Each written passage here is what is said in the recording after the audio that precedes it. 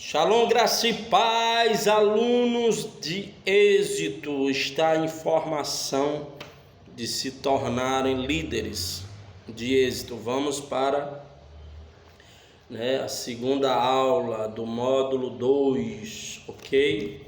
Ontem eu estava gravando a segunda aula, e aí quando estava em meia hora de gravação, o meu celular reiniciou. Por isso que eu estou agora fazendo de novo. No nome de Jesus, eu amarro toda a ação do inferno contra esta aula, em nome do Senhor Jesus. Amém? Vamos orar. Pai querido, Deus amado, estamos aqui mais uma vez para agradecer ao Senhor por esta oportunidade de aprendizado.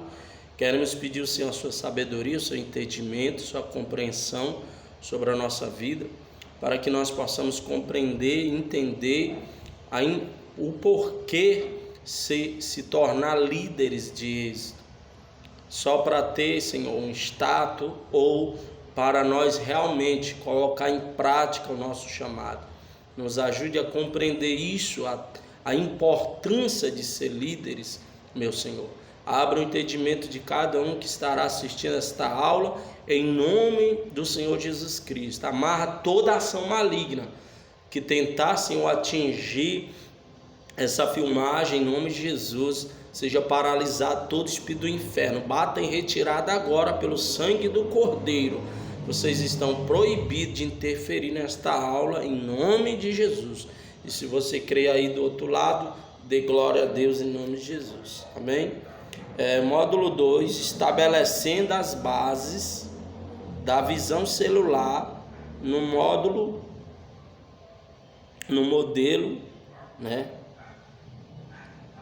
visão celular no modelo dos 12. Estabelecendo as bases da visão celular no modelo dos 12. Inspiração: o que ganha a alma sábio é. O que ganha a alma sábio é Provérbios 11:30. Segunda lição: entendendo a importância do ganhar. Vamos lá, entrou um ponto, vamos lá. Entendendo a importância do ganhar almas. Para entender a importância do ganhar, é preciso entender que este é o primeiro princípio da visão e está relacionado a ganhar almas. Para ganhar almas é necessário pregar o Evangelho. Logo, para entendermos a importância desse primeiro princípio, precisamos analisar e compreender alguns pressupostos, tais como: o que é alma? O que é Evangelho? O que é pregar? 1.1. O que é alma? Você já fez essa pergunta? O que é alma? A alma é uma vida que, em todos os sentidos, precisa de Deus e da salvação de Jesus Cristo. A palavra alma vem do termo grego psique. Dela são derivadas as palavras psicologia, psicose, psiquiatra. É um termo usado para designar a sede das emoções, na vontade, do desejo, da afeição, da mente, da razão e da compreensão. Podemos dizer que a alma é o eu interior, a essência da vida, a pessoa em si, A alma ela é emotiva. A alma ela é onde tem a memória. A alma é onde tem a sede dos pensamentos. É na alma, É na alma que ocorre o quê? Que ocorre as batalhas, ok?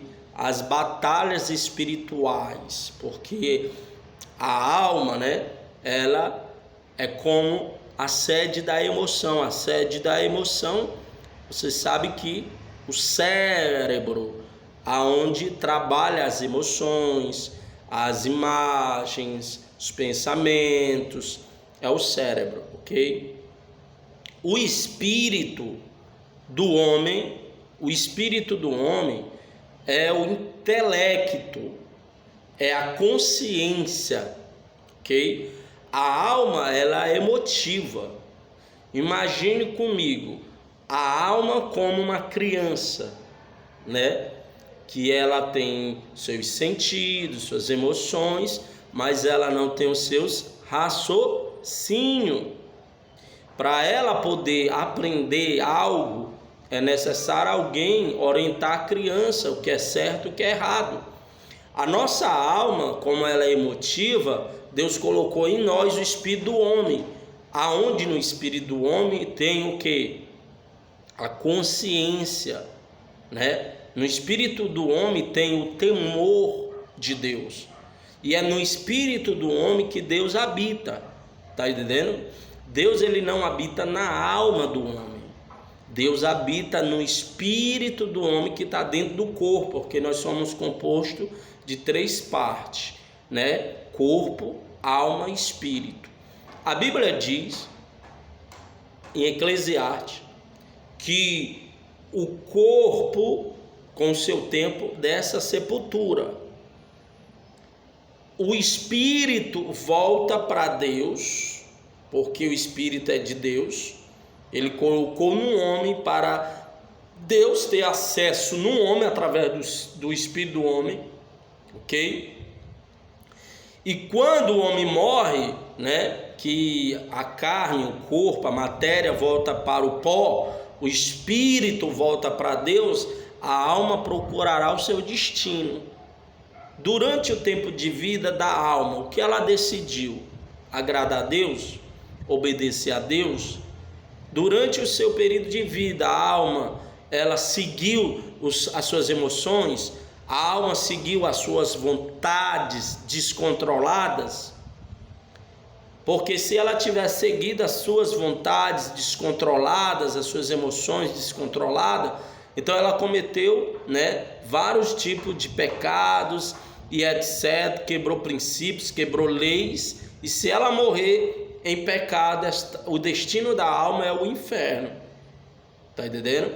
Mas quando a alma ela se submete à consciência do espírito e o temor que o espírito tem a Deus, então o espírito é como se é um adulto dentro do homem para ensinar a alma, que é uma criança que precisa de ensinamento, que precisa de orientação, né? Quando a alma se submete ao espírito do homem, a alma ela passa, né, a ser controlada, a direcionada pelo espírito do homem, que é o raciocínio. O espírito do homem, ele é o raciocínio, ele é o intelecto, ele é o temor. A alma não, a alma é emotiva, a alma faz as coisas por fazer, porque ela tem desejos, tá entendendo? E por ela ter desejos, ela é o centro, né? A alma, ela é o centro das emoções, que é aonde a batalha espiritual, tá entendendo? Aonde há a batalha espiritual, porque o diabo entra na mente de forma de figura, de forma de desejos pecaminosos, tá entendendo? De forma de pensamento de desobediências, para tentar controlar a alma, fazer o que é errado. Tá entendendo? Por isso que a Bíblia diz que Deus procura os verdadeiros adoradores que adorem em espírito e em verdade. Então Deus, ele procura espírito do homem que está ali com temor, adorando a Deus com temor. Não, Deus não procura almas, né, para habitar. Deus procura a alma para salvar. O espírito do homem é uma porção da santidade que Deus colocou dentro do homem. Aí quando a alma se converte, ela se alinha, ela se submete ao espírito do homem. Aí vem o Espírito Santo, habita dentro do espírito do homem, e o Espírito Santo começa a ensinar através do espírito do homem a alma o que é certo e o que é errado. O Espírito Santo começa a trabalhar na alma através do espírito do homem, para que a alma ela use a sua mente para raciocinar o que é certo e o que é errado. Então aí o Espírito Santo começa a falar no espírito do homem, que é nós, para que o nosso espírito comunique com a nossa alma o que é certo, e a nossa alma controlará o nosso corpo.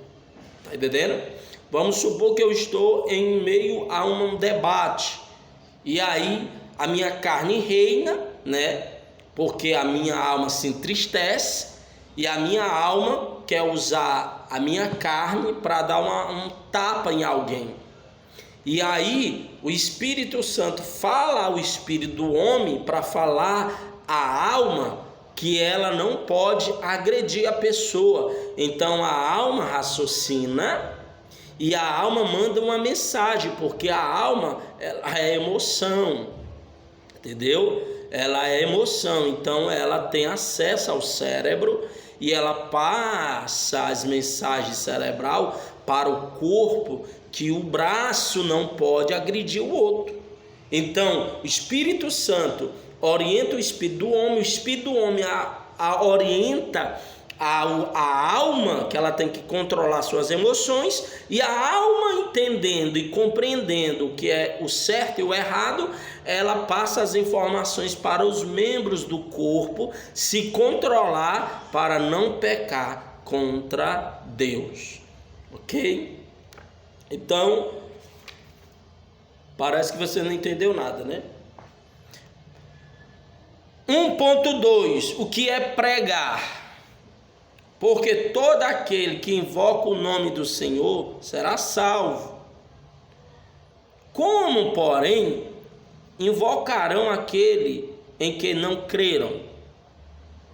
E como crerão naquele de quem nada ouviram? E como ouvirão senão a quem pregue? E como pregarão se não foram enviados? Como está escrito: qual formosos são os pés daqueles que anunciam coisas boas. Então, né, a base, né, da visão, né, celular, no modelo dos 12, a base é compreender a importância do que é alma e compreender o que é pregação. Para alguém, né, ganhar almas, ela tem que entender que almas são complexas, que o ser humano ele é complexo, que eles têm os seus raciocínios, eles têm as suas ideias. Para eles, né, o errado é certo, e para nós que conhecemos a verdade sabemos que o errado é errado, ok? E aí nós vamos tentar abrir os olhos dessas pessoas que acham que o errado é o certo, e aí é uma luta, é uma batalha. Mas quando nós entendemos que a alma é emoção, e a emoção, né, ela procura apenas os seus desejos descontrolados, então a gente compreende que é como se fosse uma criança que tem que ter mais cautela para ensiná-la, que tem que ter mais cautela para poder chamar a atenção dela, para não perder, entendeu? Aquela alma. E como essas almas, elas irão invocar salvação se ela não entende que há um Salvador, que elas não entendem que há um Deus que os amou, que elas não entendem que o Evangelho tem o poder de libertar elas. Então, para elas entender que há um Deus que a ama, que há um Salvador que morreu por elas, precisa de um pregador, precisa de alguém para pregar para elas. E se você não entender a importância de pregar, então você não entende como ganhar. Porque pregar, né, é anunciar, é falar para as pessoas sobre o reino de Deus, sobre o sacrifício de Jesus, sobre o amor de Deus e sobre o Espírito Santo para elas. Então, se nós não chegarmos até elas para anunciar o Evangelho, elas não entenderão que elas têm alguém, um ser, um Deus acima dela, que se ela invocar, se ela clamar, se ela buscar, ela será alcançada e atendida por esse Deus. Mas quem ouvirá se não tem quem pregue? Quem pregará se não tem quem envie? Então nós temos várias maneiras de pregar a palavra, várias maneiras de anunciar o Evangelho, onde nós vamos aprender aqui. A palavra grega usada para pregar no texto é kerigma, e quer dizer anunciar, proclamar ou publicar. Isso significa que para pregar o Evangelho não é preciso ingressar antes no seminário teológico. Através do ID de Jesus, um púlpito pessoal é designado para cada crente, em casa, na comunidade, no trabalho, na escola, a fim de que ele possa contar aos outros a boa notícia do Evangelho de Cristo. Então, para você começar a pregar o Evangelho, para você começar a anunciar o Evangelho, para você começar a publicar o Evangelho, não precisa você se formar primeiro, não precisa você fazer cursos teológicos primeiro, não precisa você ser ungido a pastor para ir ter acesso ao púlpito da igreja para poder pregar. Não, é através do ID, é através da obediência do ID ao Senhor que você cria o seu púlpito, você cria a sua própria oportunidade para pregar a palavra. Muitas das vezes você fica dizendo que se eu tivesse uma oportunidade para pregar na igreja, eu pregaria isso, falaria disso e tudo. Se você tem a oportunidade própria de criar um púlpito para anunciar o Evangelho, você pode pregar para a sua família o Evangelho. Você pode pregar, para o seu próprio funcionário, ou pregar para o seu cliente, ou pregar para o seu colega de escola.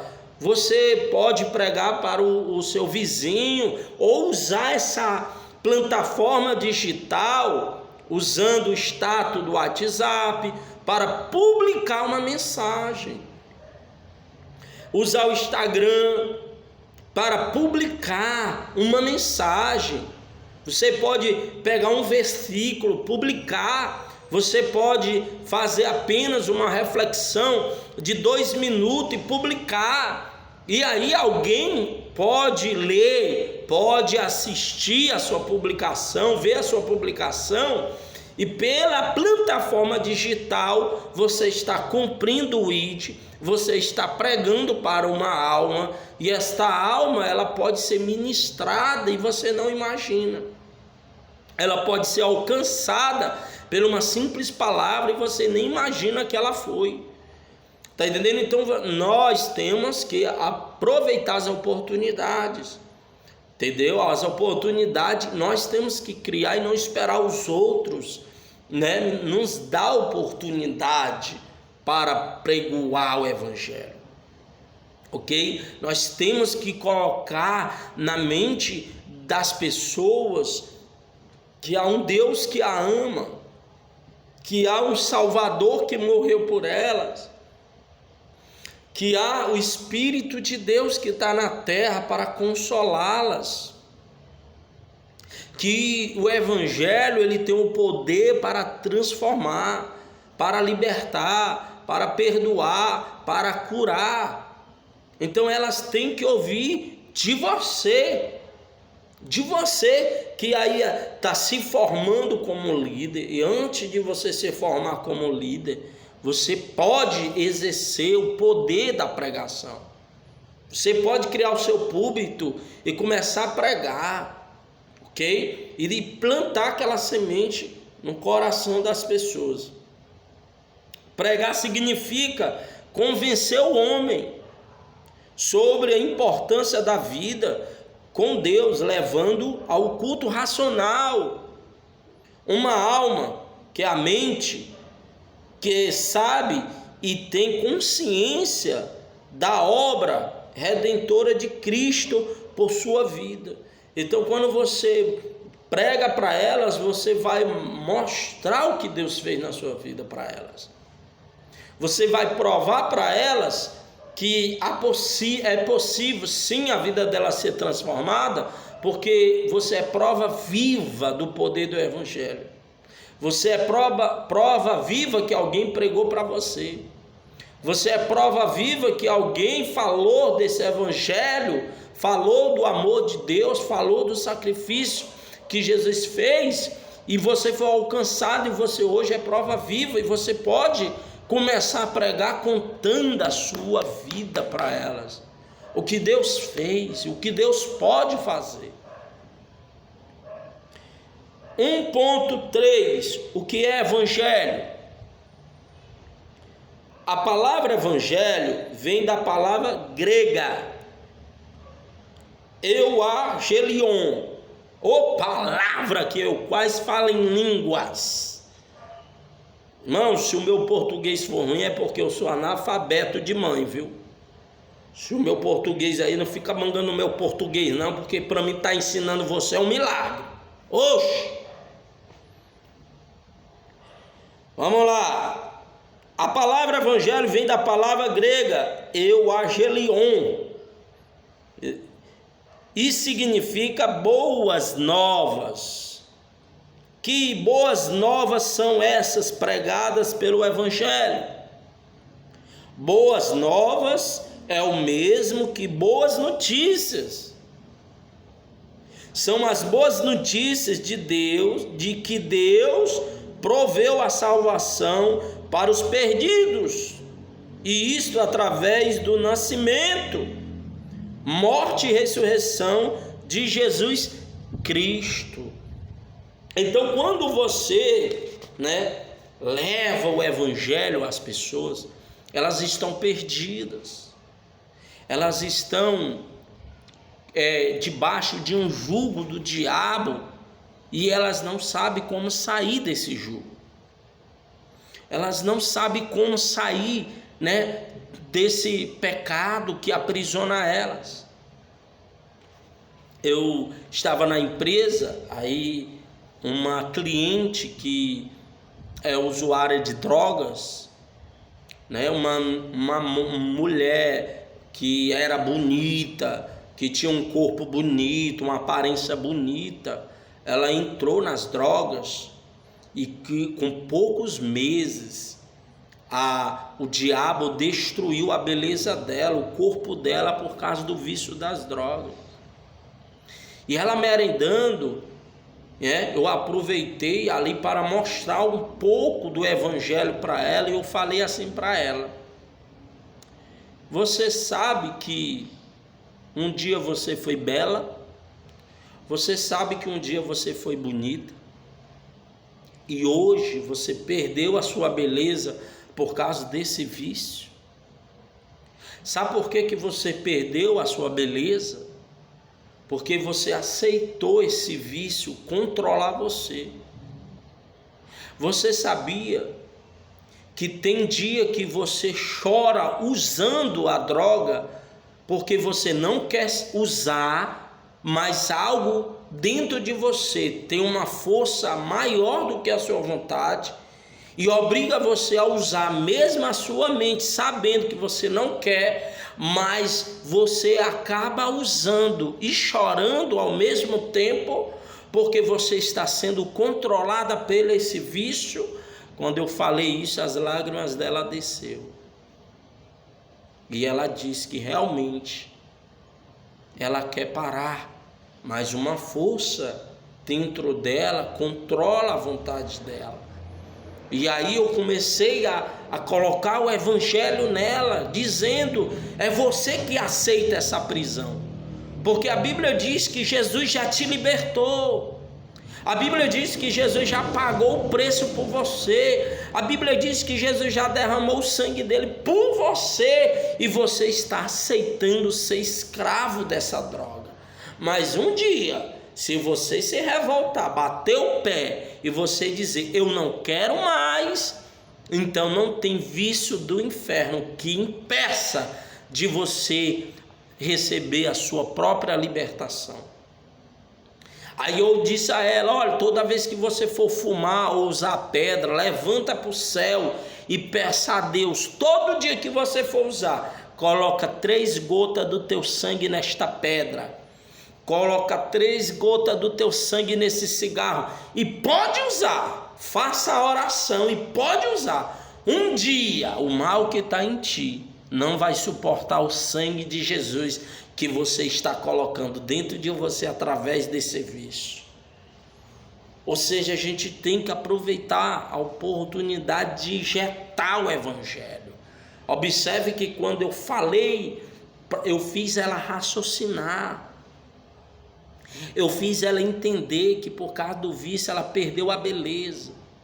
Ela perdeu aquilo que era precioso. E a emoção dela parou para me ouvir. E ela raciocinou e as lágrimas desceu. Por que as lágrimas desceu? Porque o evangelho fez efeito no coração dela. Então, por mais que você ache que o evangelho ele só tem poder se for através de um pastor, só tem poder através de um apóstolo, você está enganado. O evangelho por si só ele tem o poder, irmão. O evangelho por si só ele tem um poder, porque ele é a verdade. Passará os céus e a terra, mas tudo que está escrito se cumprirá. Então para de besteira e anuncia o evangelho. Sempre que as boas notícias são proclamadas no poder do Espírito Santo de Deus, quando nós anunciamos o evangelho no poder do Espírito Santo, muitas das vezes você não quer falar do evangelho, mas tem um momento que o Espírito Santo fala na sua mente assim, fala algo para ela aí, manda uma mensagem para fulano aí, e aí vem esse pensamento na sua cabeça e você ignora, porque você acha que é você. E aí você ignora, deixa passar, e naquela hora o Espírito Santo queria falar com aquela pessoa e você impediu do Espírito Santo falar. Porque quando o Espírito Santo manda nós falar, ele está liberando um poder, uma autoridade para nós exercer o evangelismo, para ele mesmo operar naquela vida. O que acontece quando o evangelho, a boas novas é proclamada no poder do Espírito Santo? O que acontece? Vamos lá. O primeiro ponto, acontece a autoridade de Cristo. Tá aí os versículos, examina os versículos para você entender. Quando o evangelho, as boas novas é anunciada no poder do Espírito Santo, acontece alguns pontos. O primeiro ponto é a autoridade de Cristo, que é liberada através do evangelismo sobre aquela pessoa. Segundo ponto, a revelação da justiça de Deus vem sobre a pessoa. A revelação da justiça de Deus vem sobre a pessoa, que aquela vida que ela está vivendo é errada, uma vida pecaminosa, é uma vida que trará consequência para ela, e o evangelho vai trazer luz ao entendimento dela, e ela compreenderá o que é certo e o que é errado. Terceiro ponto, né? Traz um arrependimento genuíno. A pessoa, ela não é forçada a se arrepender. Quando é anunciada boas novas no poder do Espírito Santo, a pessoa ela cai em si e ela se arrepende genuíno, né? Um arrependimento genuíno. Ela não é um arrependimento forçado. O que é um arrependimento forçado? É aquelas lágrimas de crocodilo, que a pessoa quer aceitar Jesus, aí ela vem chorando, eu quero. Aí quando sai da igreja vai beber, se prostituir, fazer safadeza. Mas quando é um arrependimento genuíno, né, ela pode até não chorar, mas ela nunca mais vai exercer aquela vida de pecado na vida dela, porque ela compreendeu que a vida dela é uma porcaria e que o Evangelho está dando a ela uma oportunidade de viver uma vida verdadeira em Cristo. Quarto ponto, o convencimento do pecado, da justiça e do juízo. Então, quando nós levamos a boas novas às pessoas, o Espírito Santo convence ela do pecado dela, convence ela, né, que a justiça virá sobre ela, né, e que aquele pecado dela virá um julgamento sobre ela, que ela tem que abandonar para que ela não seja condenada ao inferno. Então o Espírito Santo convence através do Evangelho, das boas novas, que é levado através de mim e de você. Né? Quinto ponto, originalidade da fé. A pessoa ela passa a compreender realmente a importância do que é a fé, porque ela entende uma fé natural, mas ela não compreende uma fé sobrenatural. E quando nós levamos as boas novas para elas, elas entendem a importância da fé.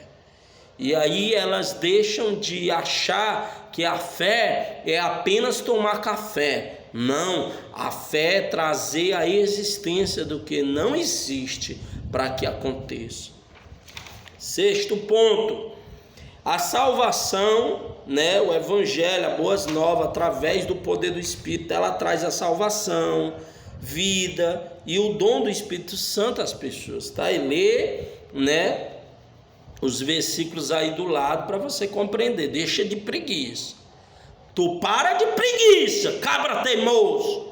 Dá pausa aí e vai examinar os versículos aí. Fica só ouvindo. Eu não vou perder tempo olhando os versículos, não vou perder tempo não, porque eu sou o cara o quê, rapaz? Dá pausa aí, vai analisar os versículos, deixa de preguiça. Oxe.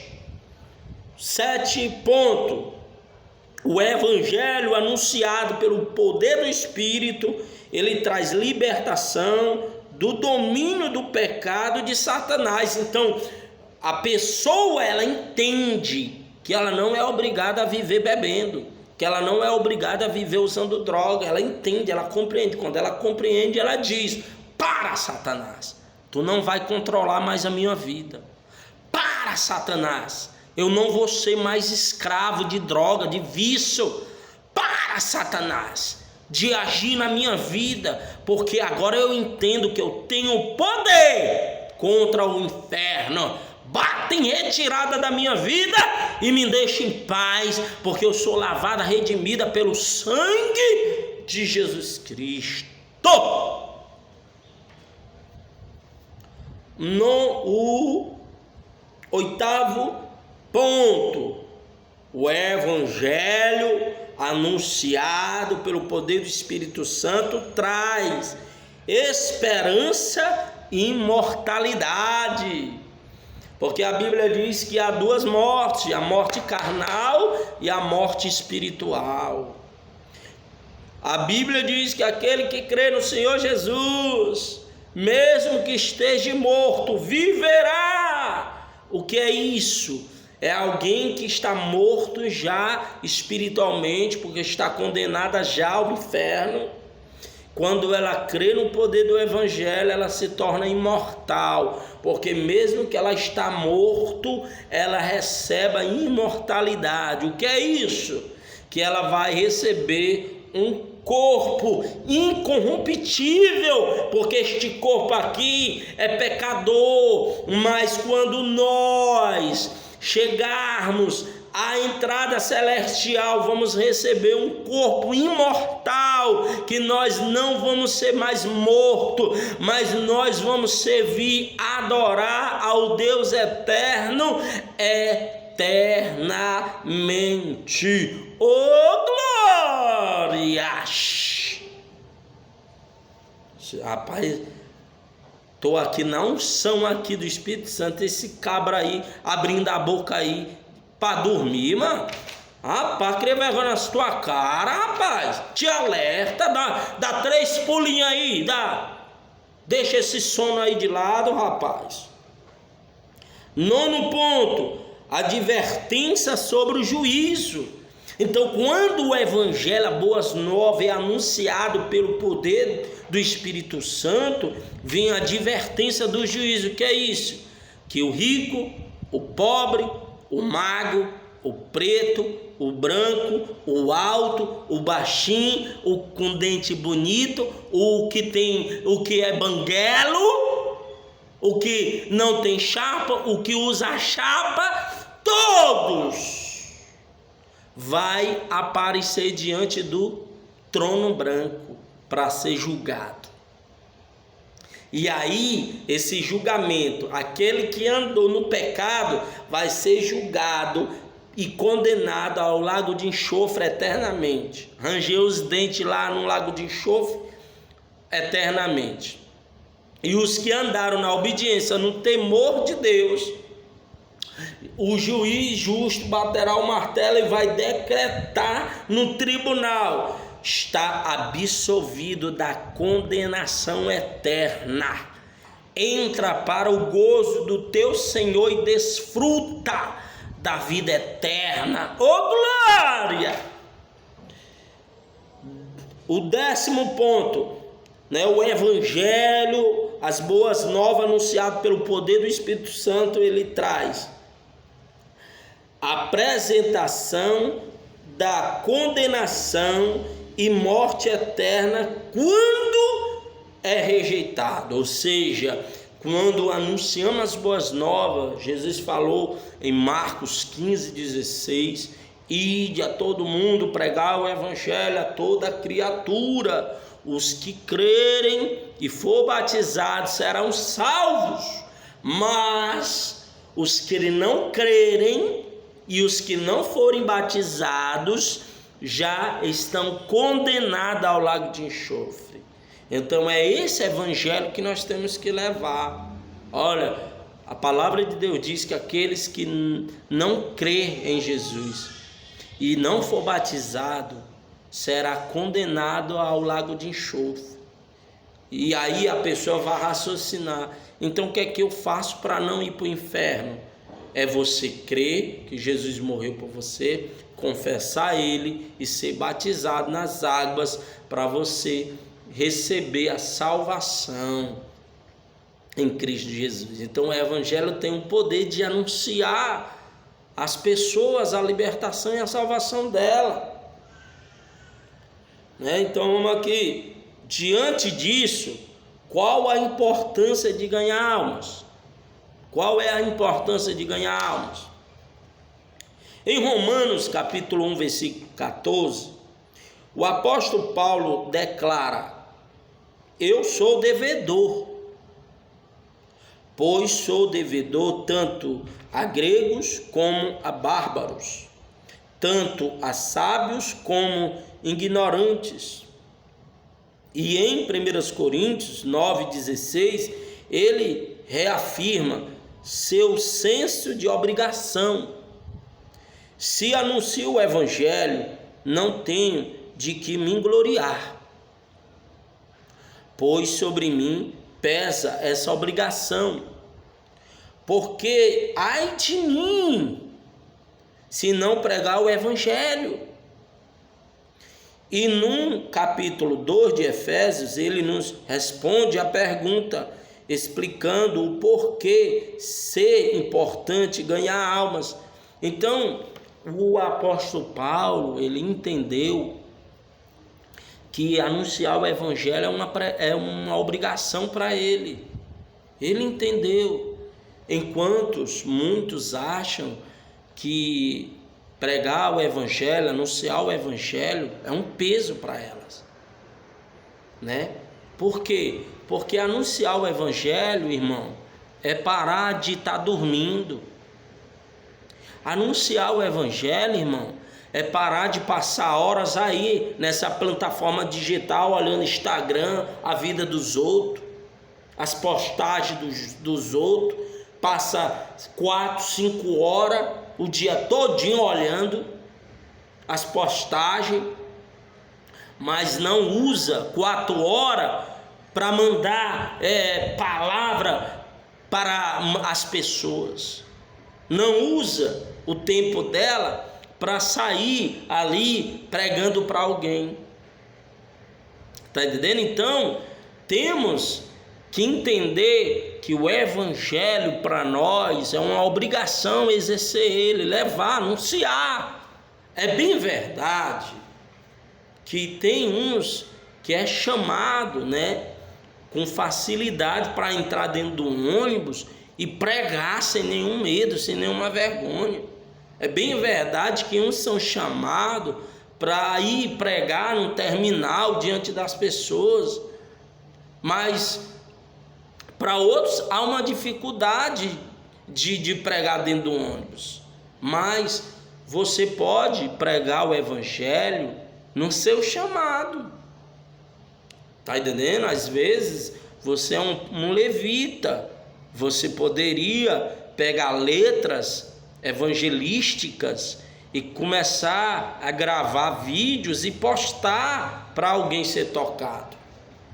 Talvez você não é chamado como um que tem um dom de ter facilidade para pregar nos terminais, em ônibus e tudo, mas você tem um dom específico e você pode usar como evangelismo. Está entendendo? Então você tem que entender a forma que você foi chamado e aproveitá-la para exercer esse evangelismo. Você tem que anunciar, você tem que pregar, você tem que postar, para que as pessoas sejam alcançadas pelo poder do evangelho. As pessoas que não conhecem a Cristo estão mortas espiritualmente, portanto, precisando de vida. Ele vos deu vida, estando vós mortos nos vossos delitos e pecados. Um dia você estava morto nos seus pecados, mas Deus lhe deu vida através do evangelho. E aquele que recebe cura tem um poder para curar, porque tem um testemunho para anunciar. E é bem verdade que pessoas são curadas, mas não anuncia a cura dela. Você foi liberto de algum vício, e aí você tem um poder para anunciar as pessoas que estão escravas desse vício que você foi liberto. Então, se você recebe vida, passa as vidas para as pessoas. Passe vida para as pessoas. E aí elas vão ser alcançadas, elas vão receber cura. Porque você foi curado, vão receber vida porque você recebeu vida. Então, transmita o que você recebeu. Não precisa ser muito, o que você recebeu é o suficiente para o poder de Deus juntar com a sua vida, com o seu testemunho e salvar, alcançar outros. Há pessoas em Cristo que estão seguindo um caminho de destruição. Portanto, precisando de libertação, pecados nos quais andastes outrora, segundo o curso deste mundo, segundo o príncipe da potestade do ar, do espírito que agora atua nos filhos da desobediência, entre os quais também todos nós andávamos outrora, segundo as inclinações da nossa carne, fazendo a vontade da carne e dos pensamentos, e éramos por natureza filhos da ira, como também os demais. A pessoa sem Cristo está sem esperança, portanto, precisando de Deus. Naquele tempo estavas sem Cristo, separados da comunidade de Israel e estranhos às alianças da promessa, não tendo esperança e sem Deus no mundo. Então um dia nós não tínhamos Deus, um dia nós era pecadores igual aos outros, nós éramos igual a eles, vivíamos igual a eles, no erro, e achava que estava certo. Mas um dia nós fomos alcançados, um dia alguém orou por nós, um dia alguém chorou por nós, um dia alguém fez votos por nós, e passou anos para nós se ajeitar, passou anos para nós se converter, mas nós fomos alcançados.